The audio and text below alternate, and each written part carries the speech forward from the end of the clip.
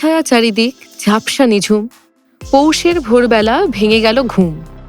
ভরা পৌষের ভোরে ঘুম ভাঙা যে কি কষ্টকর তা ভুক্তভোগী মাত্রই জানেন। তবে ভোরে একবার ঘুম ভেঙেছে যার, সেই জানে শীত ভোরের মৌতাক। কুয়াশায় ঝাপসা শহর পুরোপুরি জেগে ওঠার আগেই যেন রহস্য ঘিরে থাকে তাকে।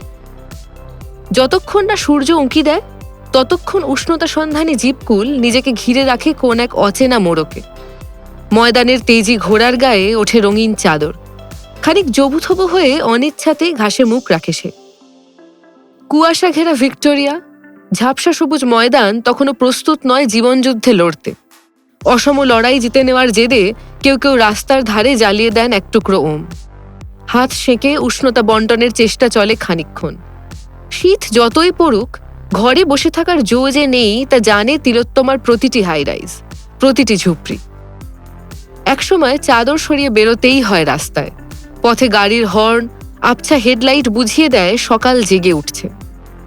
স্তব্ধ সকালগুলোর সম্বিত ফেরায় স্বাস্থ্য সচেতন বাসিন্দাদের শরীরচর্চা, জগিং। রোজের অভ্যাসে কান মাথা ঢেকে বেরিয়ে পড়েন অনেকেই। পেটের দায়ে ভিড় বাড়ে কল্লোলিনীতে।